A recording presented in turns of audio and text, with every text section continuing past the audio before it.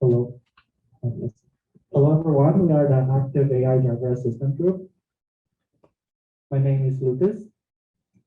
My name is Adorva. Hi, I'm Keyshawn. And I'm Chris.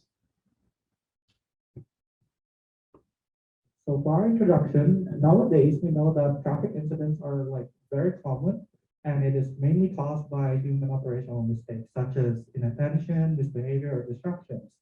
There's so many other factors, but mostly those are the factors.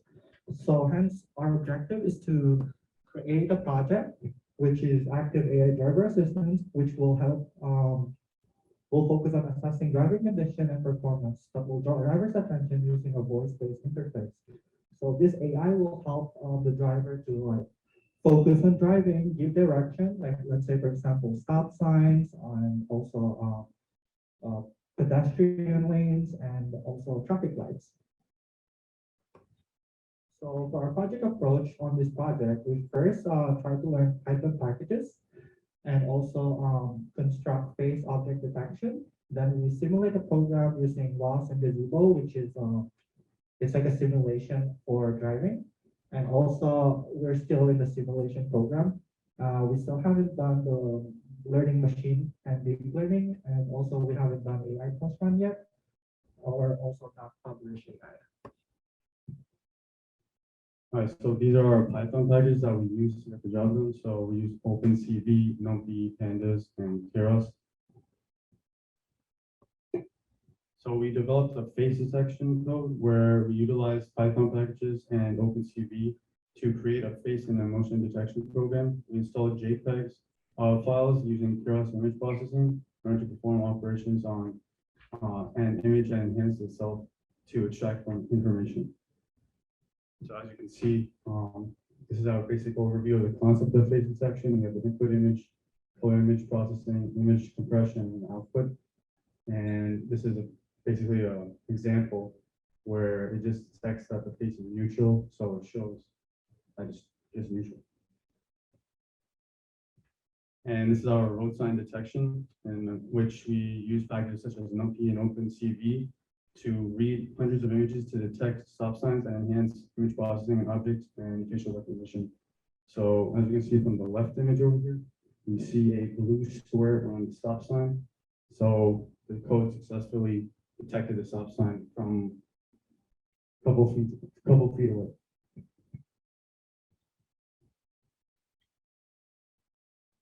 So to get around the fact that we didn't always have access to a physical car, we used something called Gazebo.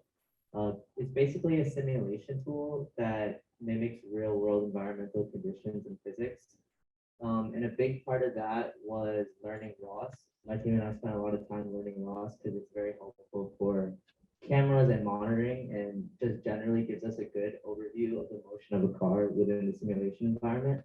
So the photo to the left is one of the first things we're able to accomplish, which is to secure like a live feed from inside the vehicle. And that gives us like the driver's point of view while driving, while the car is in motion. And the image on the right is sort of a preliminary safety measure program, which just calculates the total stopping distance necessary for an emergency stop. So for example, based on the speed of your car, if you're going say 30 miles an hour and a deer shows up, crosses the road 10 feet in front of you, the program can calculate the total distance it will take based on your reaction distance and braking distance. So yeah, we use ROS mainly for cameras and monitors, and Python for programs like this one. For the results of our project, we were able to successfully create an emotion detection program that can read the emotions of a person. So our AI can advise the driver based on their emotions. We also were able to make a road sign detection program. And using this, we were able to read road signs and create a stopping distance derivation that we can use to advise the driver when to slow down. And using ROS and Gazebo, we were able to test these programs and operate in a virtual car. And for our conclusion, we were able to use Ross gazebo and stop sign detection. And combine these systems to make a product that can detect outside of the car and inside of the car to advise the driver. And in the future, we would like to test this code more so that we are able to detect more things outside of the car, like animals and other cars. And we also would like to make the hardware so that we could put the AI into an actual car and test it in real life rather than just a virtual simulation. Any questions?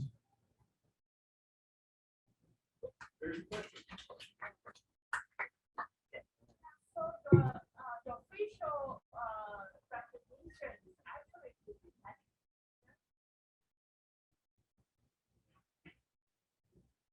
According to the results, yes, but there's still like problems with the code.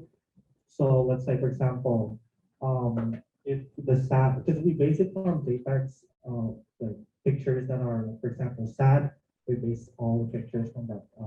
We save some JPEGs that are sad. So it can actually like detect, but it's not really accurate yet because we're still working on it. And like for example, when I showed the neutral picture, it's technically like no emotion. But if I, for example, try to put a sad face, it can show like angry sometimes, or it's not really accurate. It's also, So actually don't have a three metrics. One is one of those raw to detect like how far away you are from the object. And then one is and that you have to recognize yourself. That's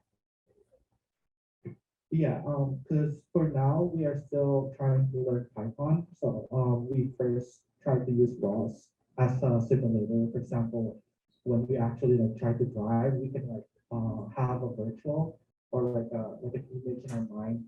How are we gonna how are we gonna like drive through the stop sign? Because in ROS it shows like how because we can't really use a car yet. It's like it's more so that we can like visualize more on ROS. Also, the facial detection was not implemented yet, but we are trying to like combine all of this in the future so that there will be two cameras facing the first, for example, facing the person and also facing the driver's perspective.